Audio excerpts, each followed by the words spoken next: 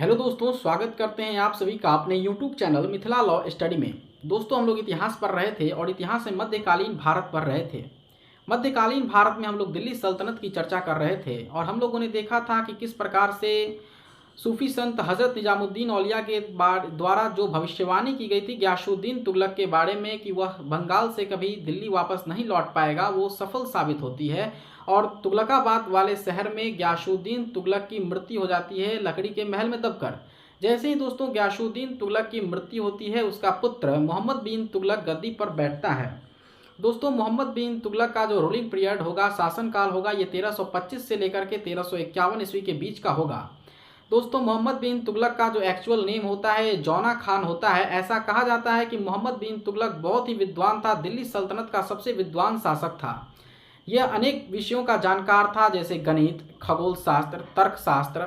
इसके अलावा ये अनेक भाषाओं को भी जानता था। ये अरबी और फारसी का महान ज्ञाता था, साथ ही साथ तुर्की और संस्कृत भाषाओं का भी ये जानकार था।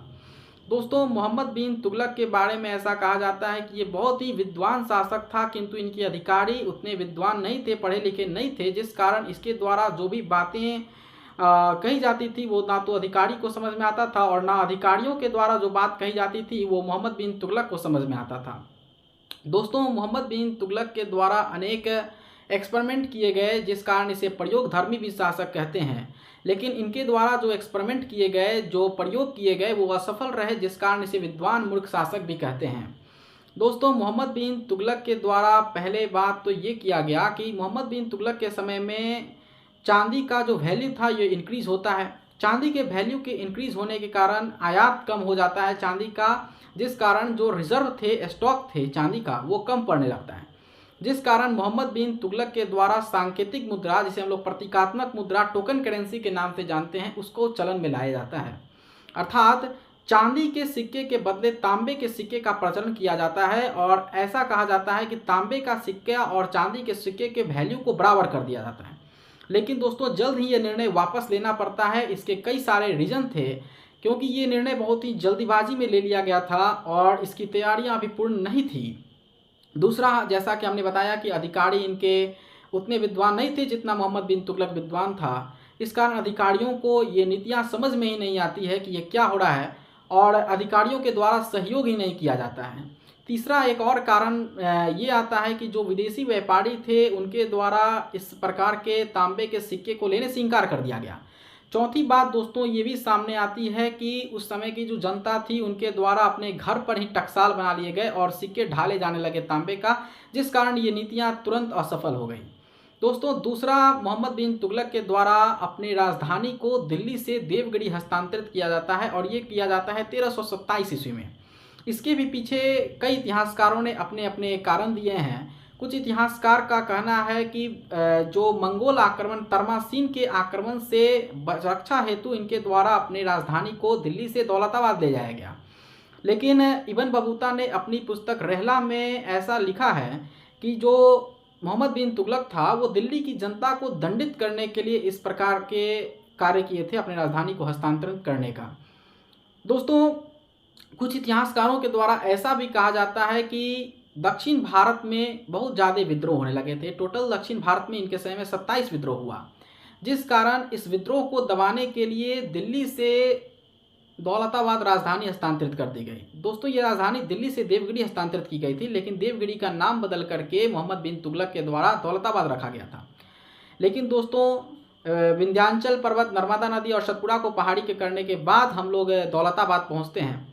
जैसे ही दौलताबाद पहुँचते हैं कि उत्तरी भारत में विद्रोह का सिलसिला आरंभ हो जाता है और वहाँ पर पानी की कमी थी दौलताबाद में, जिस कारण पुनः 1329 ईस्वी में, अर्थात 2 वर्ष बाद, पुनः दौलताबाद से जो राजधानी थी वो दिल्ली हस्तांतरित कर दी जाती है। दोस्तों, तीसरा प्रयोग मोहम्मद बिन तुगलक के द्वारा ये किया जाता है कि दोआब वाले क्षेत्र में कर बढ़ा दिए जाते हैं और कर को 50% तक कर दिया जाता है। लेकिन जिस वर्ष कर बढ़ाया गया उसी वर्ष अकाल पड़ जाता है और अकाल पड़ने के कारण जो मोहम्मद बिन तुगलक था उसे वहाँ के किसानों को ऋण देना पड़ता है, जिस कारण कृषि एवं सिंचाई विभाग की स्थापना मोहम्मद बिन तुगलक के द्वारा की जाती है, जिसे हम लोग दीवान कोही के नाम से भी जानते हैं। चौथा दोस्तों, इसके द्वारा एक अभियान किया जाता है ईरान में। ईरान के खुरासान में अभियान करने का इनके द्वारा प्लान बनाया जाता है। लेकिन दोस्तों भारत से ईरान बहुत ही दूर था। ईरान अर्थात ईरान जो उसका पहले नाम फारस था, पर्सिया था, वहाँ खुरासान में ये अभियान करना चाहता है क्योंकि ईरान में उस टाइम पर राजनीतिक अस्थिरता थी और ये आक्रमण करने के लिए मोहम्मद बिन तुगलक के द्वारा अपने सेनाओं को 1 साल का नगद वेतन पहले ही दे दिया गया। लेकिन बाद में वहाँ पर राजनीतिक स्थिरता आ गई और मोहम्मद बिन तुगलक के द्वारा ये अभियान किया ही नहीं गया, जिस कारण 1 साल का जो पैसा था वो भी डूब गया।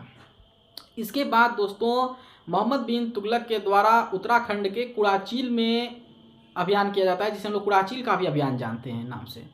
दोस्तों हम लोग जानते हैं कि उत्तराखंड में काफ़ी ज़्यादा ठंड पड़ती है, जिस कारण ये अभियान जो है सो ठंड में ही कर देता है और ठंड के कारण जो है सो इसकी सेनाएं उत्तराखंड में जाकर के कुड़ाचील में ठंड के कारण ही मरने लगती है और ये भी अभियान जो है सो इसका असफल होता है।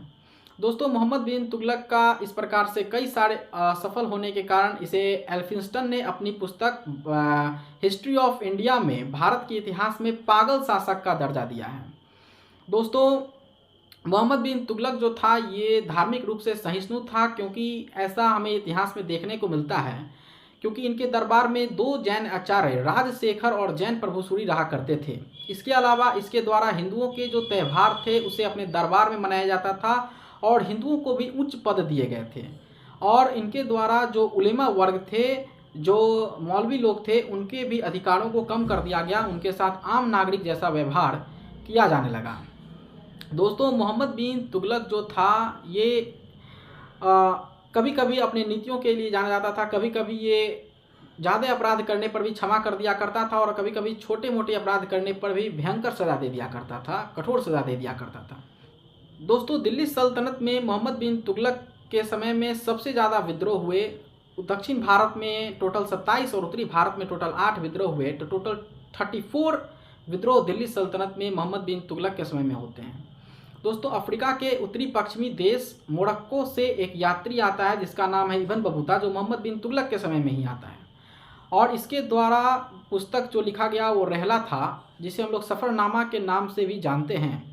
दोस्तों इस रहला नामक पुस्तक में मोहम्मद बिन तुगलक के बारे में लिखा गया है कि मोहम्मद बिन तुगलक की सेना दिल्ली सल्तनत में सबसे बड़ी थी।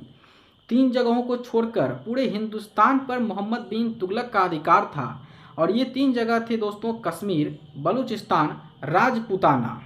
राजपूताना दोस्तों राजस्थान में है, कश्मीर तो कश्मीर में ही है और बलूचिस्तान पाकिस्तान में है।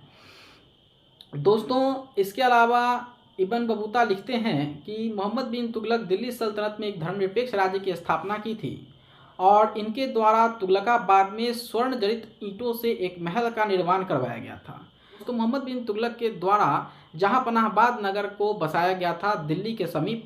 इसके अलावा आदिलाबाद किले की निर्माण किया गया था, तुगलकाबाद में आदिलाबाद किले को बनाया गया था।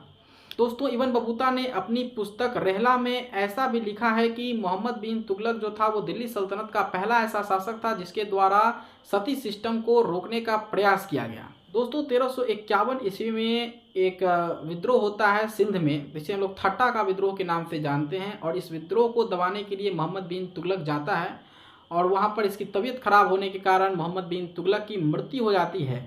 लेकिन दोस्तों मोहम्मद बिन तुगलक के द्वारा पहले ही अपने उत्तराधिकारी की घोषणा कर दी थी और मोहम्मद बिन तुगलक ने अपने चचेरे भाई अर्थात फिरोज शाह तुगलक को पहले ही बता दिया था कि अब फिरोज शाह तुगलक राजा बनेगा। तो दोस्तों चलिए लेक्चर यदि अच्छा लगा तो प्लीज़ इसे लाइक करेंगे, शेयर करेंगे और सब्सक्राइब करेंगे। जय हिंद दोस्तों।